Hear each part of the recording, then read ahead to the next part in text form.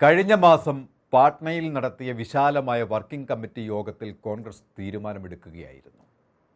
രാജ്യത്തുടനീളമുള്ള ഗ്രാമങ്ങളിൽ പാർട്ടിയെ ശക്തിപ്പെടുത്താൻ വേണ്ടിയുള്ള ഒരു ബൃഹത് പദ്ധതിയാണ് അന്ന് അവിടെ ചർച്ച ചെയ്തത്. അതിൽ പ്രധാനമായും 2029 നടക്കുന്ന പാർലമെൻ്ററി തെരഞ്ഞെടുപ്പിൻ്റെ ഭാഗമായി പാർട്ടിയുടെ തിരിച്ചുവരവിന് ഊന്നൽ നൽകിയുമാണ് ഈ പദ്ധതിക്ക് രൂപം നൽകിയിട്ടുള്ളത്. അന്ന് 2024 തെരഞ്ഞെടുപ്പിൽ നേടിയ 101 സീറ്റ് എന്നത് വർദ്ധിപ്പിക്കാനും അതുവഴി രാജ്യത്തിൻ്റെ ഭരണം തിരിച്ചു പിടിക്കാനും വേണ്ടിയാണ് ഈ പദ്ധതി രൂപകൽപ്പന ചെയ്തിട്ടുള്ളത്. ലോക്സഭാ പ്രതിപക്ഷ നേതാവ് രാഹുൽ ഗാന്ധിയാണ് ഇത്തരം ഒരു പദ്ധതിയുടെ ആവശ്യകതയെക്കുറിച്ച് പാട്ന യോഗത്തിൽ ഉന്നയിച്ചത്. കോൺഗ്രസിൻ്റെ ഇപ്പോഴത്തെ വിവിധ സംസ്ഥാനത്തിലെ സ്ഥിതി കണക്കിലെടുത്താണ് ഇത്തരം പദ്ധതിയെക്കുറിച്ച് രാഹുൽ ഗാന്ധി അന്ന് അവിടെ സംസാരിച്ചത്. ഇന്നത്തെ സ്ഥിതിക്ക് ബീഹാർ, ഉത്തർപ്രദേശ് തുടങ്ങിയ സംസ്ഥാനങ്ങളിൽ പാർട്ടിക്ക് ബലഹീനതകൾ ഏറെയാണ്.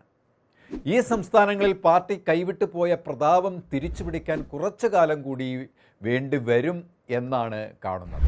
അതുവരെ സമാജ്വാദി പാർട്ടിയും RJDയുമായി കൂട്ടുപിടിച്ച് മുന്നോട്ട് പോകുമ്പോൾ തന്നെ ഹിന്ദി ഹൃദയഭൂവിലെ മറ്റ് സംസ്ഥാനങ്ങളിൽ സ്ഥിതിഗതികൾ വ്യത്യസ്തമാണ്. മധ്യപ്രദേശ്, രാജസ്ഥാൻ, ഛത്തീസ്ഗഡ്, ഹരിയാന, പഞ്ചാബ് തുടങ്ങിയ സംസ്ഥാനങ്ങളിൽ കോൺഗ്രസ് പാർട്ടിക്ക് മറ്റ് കക്ഷികളേക്കാൾ ഏറെ അടിത്തറയുണ്ട്. അതുകൊണ്ട് തന്നെ NDAയ്ക്ക് ശക്തമായ ഒരു വെല്ലുവിളി നൽകുവാൻ പാർട്ടിക്ക് ഒറ്റയ്ക്ക് തന്നെ ഇവിടങ്ങളിൽ സാധിക്കും.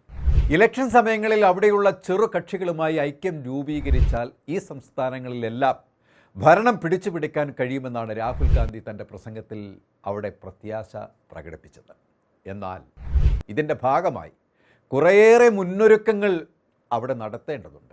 അതുകൊണ്ടാണ് രാജ്യത്തുള്ള എല്ലാ ഗ്രാമങ്ങളിലും പാർട്ടിയുടെ അടിവേര് ശക്തിപ്പെടുത്തണം എന്ന്, എല്ലാ ബൂത്തുകളിലും നിരന്തരമായി പ്രവർത്തനം നടത്തണം എന്നും ജനങ്ങളെ ചേർത്ത് പിടിച്ച് ദൈനംദിന പ്രവർത്തനം നടത്തി അടുത്ത നടക്കുന്ന അസംബ്ലി തിരഞ്ഞെടുപ്പിലും പാർലമെൻ്ററി തിരഞ്ഞെടുപ്പിലും വ്യക്തമായ വിജയം നേടുവാൻ സാധിക്കുമെന്നുമാണ് രാഹുൽ ഗാന്ധി തൻ്റെ പ്രസംഗത്തിലൂടെയും പ്രവൃത്തിയിലൂടെയും ഇപ്പോൾ പറഞ്ഞുകൊണ്ടിരിക്കുന്നത്.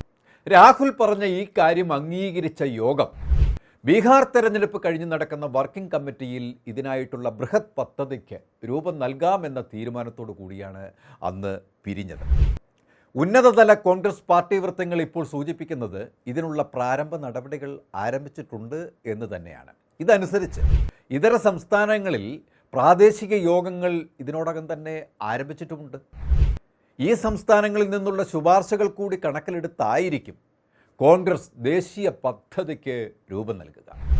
ഹിന്ദി ഹൃദയഭൂമിക്ക് പുറത്തുള്ള ഗുജറാത്തിലും പാർട്ടിക്ക് ഇപ്പോഴുള്ള അടിത്തറ ഉപയോഗിച്ച് കൂടുതൽ ശക്തി പ്രാപിക്കുവാനും അടുത്ത തവണ അവിടുത്തെ അസംബ്ലി തിരഞ്ഞെടുപ്പിൽ BJPയെ മുട്ടുകുത്തിക്കുവാനുമുള്ള പദ്ധതികൾ ഇട്ടിട്ടുണ്ട്.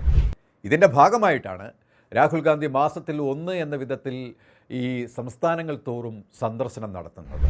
അവിടെ വിവിധ മണ്ഡലങ്ങളിൽ ബൂത്ത് കമ്മിറ്റികളെ ശക്തിപ്പെടുത്തുവാനും വിവിധ ജില്ലാ കമ്മിറ്റികളുടെ നേതൃത്വത്തിൽ BJP ഇപ്പോൾ നടത്തിവരുന്ന പദ്ധതികൾക്ക് ബദലായിട്ടുള്ള ക്ഷേമ പദ്ധതികളും സംസ്ഥാനത്തിൻ്റെ മൊത്തമായ വളർച്ചയ്ക്കുള്ള കോൺഗ്രസിൻ്റെ കാഴ്ചപ്പാടും വിവിധ തലങ്ങളിൽ ചർച്ച ആയിട്ടുണ്ട്. അടുത്ത കൊല്ലം നടക്കുന്ന തമിഴ്നാട്, കേരള, ആസാം, പശ്ചിമ ബംഗാൾ തുടങ്ങിയ അസംബ്ലി തിരഞ്ഞെടുപ്പുകൾക്ക് ശേഷം പാർട്ടിയുടെ കേന്ദ്ര നേതൃത്വത്തിൻ്റെ ശ്രദ്ധ ഹിന്ദി ഹൃദയഭൂമിയിലുള്ള സംസ്ഥാനങ്ങളിലേക്കും ഗുജറാത്തിലേക്കും തിരിയും. ആസൂത്രിതമായ പ്രവർത്തനങ്ങളിലൂടെ ഈ സംസ്ഥാനങ്ങളിൽ പാർട്ടിക്ക് തിരിച്ചു വരാനാകും എന്നും അവിടുത്തെ ഭരണം തിരിച്ചു പിടിക്കാനാകുമെന്നുമാണ് വിശ്വസിക്കുന്നത്.